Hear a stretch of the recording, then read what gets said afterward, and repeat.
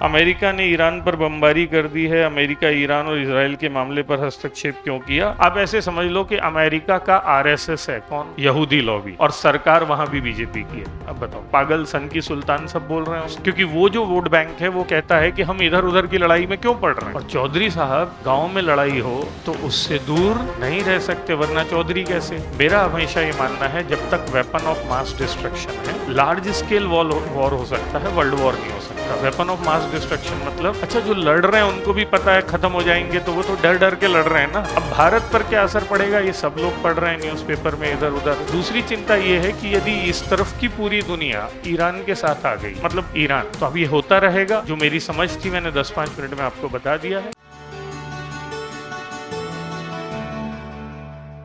America ने Iran पर बमबारी कर दी है। अमेरिका ईरान और इजराइल के मामले पर हस्तक्षेप क्यों किया? बेटा, इसके लिए बहुत सारी बातें हैं। कई लोग तो इसी पे अब रोजगार चला रहे हैं, रीलर कम्युनिटी बोलते हैं जिसको, रोज रील बनाते हैं। मैं सिर्फ 2 लाइन में बात बता दे रहा हूँ कि सीधी सी बात है। 3 बातें पूछी हैं आपने। इजराइल में हस्तक्षेप क्यों किया? क्योंकि अमेरिका में दूसरा सबसे बड़ा धर्म यहूदी, और अमेरिका के सबसे अमीर लोग यहूदी हैं, अमेरिका के सबसे बड़े रिसर्चर्स यहूदी हैं। और अमेरिका में आप ऐसे समझ लो कि अमेरिका का आरएसएस है कौन? यहूदी लॉबी, और सरकार वहां भी बीजेपी की है। अब बताओ, और वो कह रहा है कि किसी दूसरे देश में हमारे हिंदू भाई रह रहे हैं, उनकी रक्षा करो। अब बताओ, इंडिया करेगा कि नहीं फिर जाके? बस वही कहानी है। ऐसे मान, सबसे ज्यादा जिसकी चलती है अमेरिका में, वो कौन सी लॉबी है? यहूदी। तो ट्रंप अगेंस्ट है, क्योंकि ट्रंप का जो आइडिया है लेट्स मेक अमेरिका ग्रेट, उसमें इधर उधर लड़ना उसका हिस्सा नहीं है। स्टिल ट्रंप मजबूर हुआ ये करने के लिए। ट्रंप मजबूर हुआ, ये भी बड़ी बात है, क्योंकि वो तो पागल सन की सुल्तान सब बोल रहे हैं उसको। वो भी कंपेल हुआ,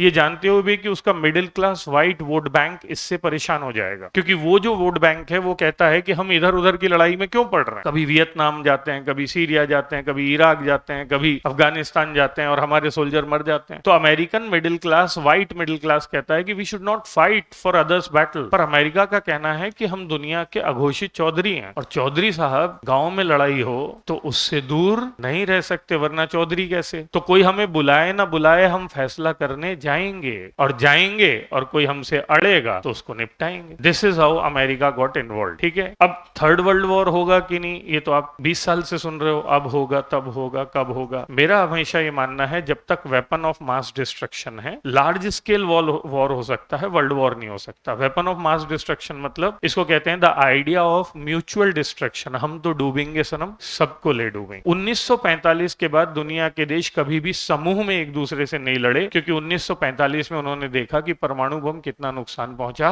सकता है। आज जब सबके पास परमाणु बम है, तो इस दुनिया को खत्म करने में ज्यादा से ज्यादा 10 मिनट लगेंगे, पूरी दुनिया खत्म हो सकती है। और ऐसे में फिर वही बात, जैसे थोड़ी देर पहले मैं और आप बात कर रहे थे, मैंने कहा मैं ऐसा कुछ क्यों करूंगा जिसमें आपका नुकसान हो, तो दुनिया के देश ऐसा क्यों करेंगे जिसमें खत्म हो जाए। और इसलिए भारत पाकिस्तान भी लड़ते हैं तो पूरी दुनिया शांत करवाती है। बड़े बड़े 4 देश भी लड़ेंगे तो बाकी दुनिया, जैसे EU है, स्विट्जरलैंड है, स्कैंडिनेविया है, वो शांत करवाने के लिए लगेंगे। अच्छा जो लड़ रहे हैं उनको भी पता है खत्म हो जाएंगे, तो वो तो डर डर के लड़ रहे हैं ना, तो वो भी क्यों लड़ेंगे? थर्ड वर्ल्ड वॉर होगा। इस संदर्भ में मेरी समझ ये है कि mutually assured destruction and weapon of mass destruction को देखते हुए ऐसा नहीं होना चाहिए। अब भारत पर क्या असर पड़ेगा, ये सब लोग पढ़ रहे हैं न्यूज़पेपर में इधर उधर। Strait of Hormuz is the place from where 40 to 50% oil gets transported. एक जल संधि है हरमुज, ओमान और सऊदी अरब के बीच। मैंने यहाँ नक्शा बनाकर आपको बताया था कि यदि हम ऐसे अफ्रीका को देखेंगे, ये वाली जो जगह है इसको बोलते हैं स्ट्रेट ऑफ हरमुज। ये है ओमान, ठीक है, ये है ईरान, ये है कौन सी खाड़ी? फारस की खाड़ी। ये कौन सा सागर है? लाल सागर। ये सोमालिया है। यहां से दुनिया का 80% तेल ट्रांसपोर्ट होता है। यहां से मेडिटेरियन सी जाता है। मेडिटेरियन सी समझ रहे हैं? भूमध्य सागर। ये यहाँ पर ऐसा सागर है, और यहां से फिर निकल के अटलांटिक के रास्ते अमेरिका जाता है। अमेरिका का तेल भी यहीं से आता है। अब यदि यहीं से आता है तो इसका मतलब यह है कि दुनिया में ऑयल प्राइसेस का असर होगा। भारत का चालू खाते का घाटा जो होता है, जिसमें हम गुड्स को ट्रांसपोर्ट करते हैं, वो बहुत ज्यादा बढ़ सकता है, क्योंकि फिर अब जो ऑयल आएगा वर्ल्ड में अलग अलग जगहों से, वो ऐसे आना लगेगा। ऐसे इसको बोलते हैं केप ऑफ गुड होप, यहाँ पर इंडिया है। तो लगभग 2 हफ्ते का टाइम ज्यादा लगेगा, लगभग 5 से 10% कॉस्ट बढ़ सकती है। एक चिंता ये है। दूसरी चिंता ये है कि यदि इस तरफ की पूरी दुनिया ईरान के साथ आ गई तो भारत के लिए इधर कुआं उधर खाई है। रशिया साथ जा रहा है, पाकिस्तान, रूस, चीन, तीनों ने आलोचना कर दी है हमले की। अब इस समय भारत जो एससीओ का मेंबर है, पूरा एससीओ अगेंस्ट है और इस तरफ के लगभग सारे देश ईरान के साथ हैं। भारत अमेरिका के खिलाफ हो नहीं सकता और ईरान के साथ नहीं होगा तो हम यहाँ ईरान में चाबहार बंदरगाह बना रहे हैं और ईरान ने पहले हमारी बहुत मदद की है। ईरान भारत के संबंध बहुत अच्छे रहे हैं। तो इस समय बहुत बड़ा फिक्स है मोदी जी के पास कि ईरान के भी दोस्त हैं वो और ट्रंप के भी, और ट्रंप इस समय दोस्ती कम मुनीर से दोस्ती ज्यादा निभा रहा है। तो भारत के लिए डिसाइसिवनेस मतलब निर्णय लेना बहुत कठिन है इस समय कि भारत करे तो करे क्या। पुराने दोस्त ईरान के साथ जाए, नए दोस्त इजराइल के साथ जाए, या कभी हाँ कभी ना वाले अमेरिका की बात सुने। तो बाकी देशों का मामला क्लियर है, पाकिस्तान का क्लियर है, चीन का क्लियर है, रूस का क्लियर है, इस्तान देशों का क्लियर है, सबका मामला क्लियर है। इवन सऊदी अरब जो सबसे बड़ा दुश्मन होता था ईरान का, शिया सुन्नी डिवाइड है। तो अरब देशों में 2 गुट हैं, एक सुन्नी और एक शिया। शिया का नेता है ईरान, सुन्नी का नेता है सऊदी अरब। सऊदी अरब का दोस्त है अमेरिका।